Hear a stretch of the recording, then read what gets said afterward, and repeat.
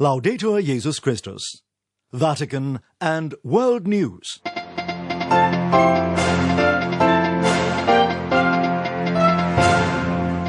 In the headlines this Thursday, December the 17th, in his message for the World Day of Peace celebrated on the 1st of January, Pope Francis appeals for a culture of care. Hebrew becomes the latest language to join the ranks of Vatican News. And Christmas in Iraq will never be the same, as the Parliament approves a law inscribing it as a permanent public holiday for all citizens. In the Vatican, I'm Linda Bordoni.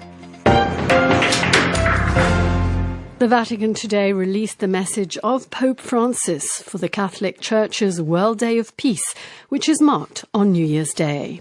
Established by Saint Pope John Paul II in 1967, the first World Day of Peace was observed on the 1st of January 1968. In his message for the 54th World Day of Peace, Pope Francis offers the Church's social doctrine to all as a compass to foster a culture of care for peace in the world. Robin Gomes reports. In his message for the Catholic Church's World Day of Peace, Pope Francis appeals to all to foster the culture of care by walking the path of fraternity, justice and peace between individuals, communities, peoples and nations. A culture of care as a path to peace is the theme of the Pope's message addressed to heads of state and government, leaders of international organizations, spiritual leaders and followers of the different religions, and to men and women of goodwill. The ravages of the COVID-19 pandemic, the surge in nationalism, racism, xenophobia, conflicts and other events of 2020, Pope Francis says in his message, have underscored that a culture of care as a path to peace is a way to combat the culture of indifference, waste and confrontation, which is so prevalent in our time. In this regard, the Pope offers the Church's culture of care, which through the centuries has developed into what is called the Church's social doctrine. These fundamental social principles, the Pope says, call for the full development of the person in his or her inviolable dignity and right, and that every aspect of social, political and economic life be placed at the service of the common good. These principles also call for concrete solidarity and make us responsible for one another. The pandemic has revealed that all of us are in the same boat and all of us are called to row together, since no one reaches salvation by themselves. In this regard, the Pope appeals to political leaders and the private sector to spare no effort to ensure access to COVID-19 vaccines and to the essential technologies needed to care for the sick, the poor, and those who are most vulnerable.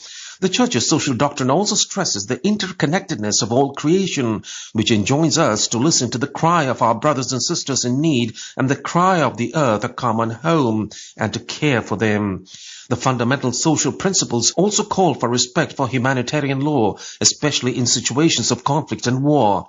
According to the Pope, it would be a courageous decision to establish a global fund with the money spent on weapons and other military expenditures in order to permanently eliminate hunger and contribute to the development of the poorest countries.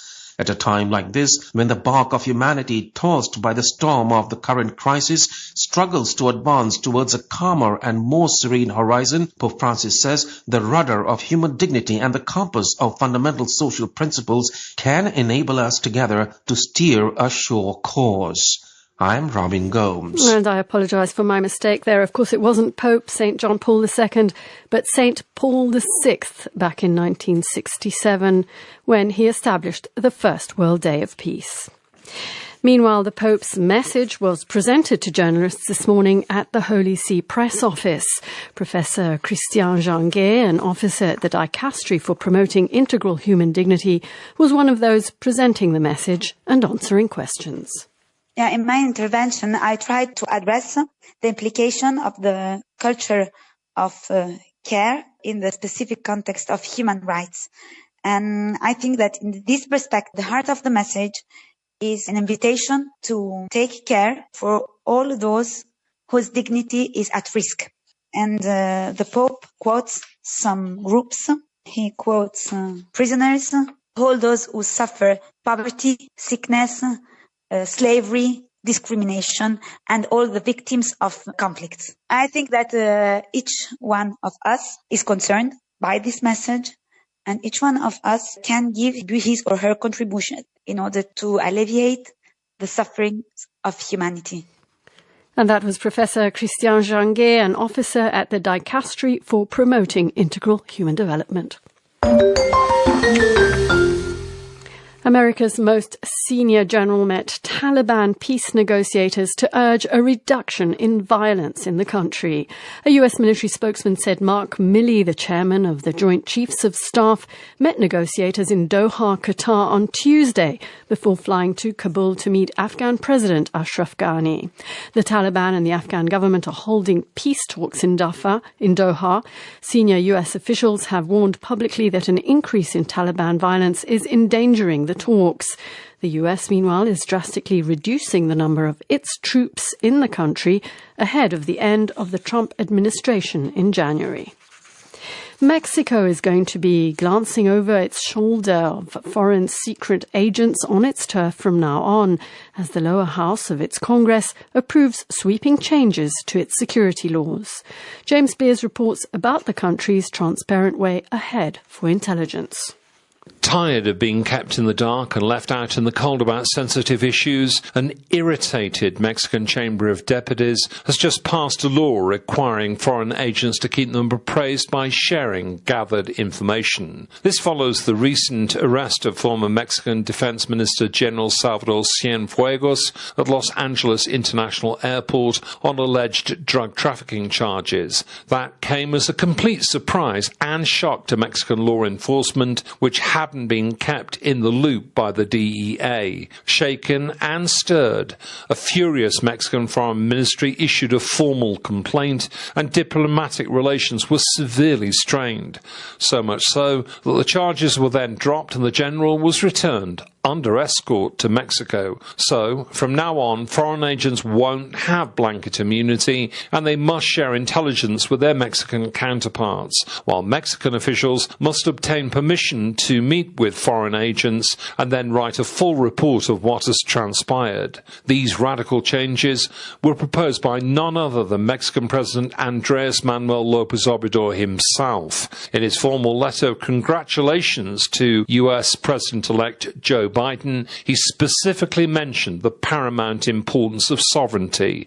It's been met with a frosty response from US Attorney General William Barr, who's warning that all of this will make bilateral cooperation appreciably more difficult. Nonetheless, like it or not, a like-minded approach will be required.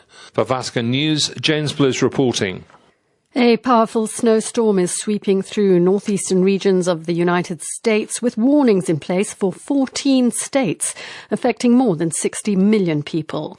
Some parts of Pennsylvania and New York are predicted to see as much as 60 centimeters of snow.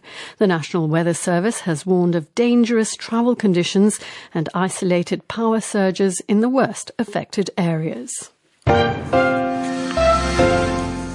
Vatican News, our online counterpart to Vatican Radio, launched a new page today dedicated to the Hebrew-speaking faithful. According to the Patriarch of Jerusalem, Hebrew represents a language which is symbolically important for us Christians. Devon Watkins has the story. The Hebrew language joined Vatican News' journalistic coverage of the Pope and the Church in the world on Thursday. It marks the 36th language covered by the Holy See's multimedia information portal, which launched 3 years ago. According to the Latin Patriarch of Jerusalem, Pierbattista Pizzaballa, Hebrew is a language which is symbolically important for us Christians. He said it is one of the root languages in the history of the Church. Alongside Greek and Aramaic, it is the language of the Scriptures. Obviously, he noted, news on the website is written in modern Hebrew, which was reborn in the modern age, but is directly linked to the language of the biblical patriarchs, prophets, and kings of ancient times, and the Hebrew people at the time of Jesus. Pope Francis, said Patriarch Pizzaballa, often speaks to the people and leaders of the Middle East, calling for renewed dedication in seeking solutions for regional conflicts, which prevent the establishment of justice, peace, and prosperity. That's why, he added, it's important that the invitation to reconciliation and forgiveness should ring out in Hebrew as well. He called it an invitation that typifies the service of the local church in the Holy Land, which is based on the life and mission of Jesus. Though new to the Vatican News portal, Hebrew was present on its online predecessor, the website of Vatican Radio, from October 2010 until December 2017. The Hebrew page is made possible thanks to the work of the Latin Patriarchate and the St. James Vicariate for Hebrew-speaking Catholics in Israel. I'm Devon Watkins. The Congregation for Divine Worship and the Discipline of the Sacraments has published a decree granting priests permission to celebrate up to 4 Masses on Christmas Day. The decree aims to facilitate participation of the faithful at the sacred liturgy despite the restrictions imposed during the COVID-19 pandemic. The concession is also granted for January the 1st, the Solemnity of Mary, the Mother of God, and for Epiphany. Christopher Wells reports. In a decree dated December 16th, the Congregation for Divine Worship has granted bishops permission to allow priests to say up to 4 Masses on several important feast days during the Christmas season. This year only, in view of the situation brought about by the worldwide spread of the COVID-19 pandemic, ordinaries can grant priests permission to say up to 4 Masses on Christmas Day, on the Solemnity of Mary, the Most Holy Mother of God, on January 1st, and on Epiphany, January 6th. Permission can be granted whenever the bishop deems it necessary for the benefit of the faithful. Normally, priests only offer 1 Mass per day, although bishops can allow them to celebrate up to 3 Masses per day when pastoral necessity requires it. Permission to celebrate a 4th Mass on these particular feasts, which is granted again for this year only due to the coronavirus emergency, is intended to give as many of the faithful as possible the opportunity to take part in the sacred liturgies, while respecting the regulations in place to curb the spread of the virus. I'm Christopher Wells. And finally, just as Pope Francis's apostolic journey to Iraq is scheduled to approach, the country's government has announced Christmas to be a public holiday starting this year and carrying on each year from now on. Francesca Merlo tells us more. Christmas will be different from now on in Iraq. This year, not only are the country's Christians awaiting Pope Francis as his apostolic journey set for March draws closer, but now, for the first time ever, Christmas will be an official and fixed holiday. The Iraqi government had already declared Christmas a one-time holiday in 2008, but in subsequent years this provision was not officially renewed at the national level, being applied in recent years only in the province of Kirkuk. Then, in 2018, the government's cabinet approved an amendment to the law on national holidays, raising Christmas to the rank of a public celebration for all citizens, Christians and Muslims. On top of this, now 2 years later, a unanimous vote in Parliament, which implements this amendment, means that Christmas is finally an officially recognised public holiday starting this year and continuing into the future. On the 17th of October, Cardinal Louis Raphael Sarko, the Patriarch of Babylon of the Chaldeans, had made a proposal to Iraqi President Barham Salih to present in Parliament a bill to recognise Christmas as a public holiday throughout Iraq. On that occasion, receiving the Chaldean Patriarch at his residence, President Salih had emphasized the role of Christian communities in the reconstruction of the country after the years of jihadist occupation of Mosul and large regions of northern Iraq. After learning of the news of the amendment's passage, Cardinal Sarko released a message in which he thanked President Salih, the Speaker of Parliament Muhammad al-Habdusi, and all the parliamentarians for the vote cast for the good of their fellow Christians, invoking for all of them God's blessing and reward. President Salih also reiterated his commitment to facilitate the return of displaced Christians to their territories of origin, starting from Mosul and the plain of Nineveh, which they were forced to abandon during the years of jihadist domination. I am Francesca Merlo.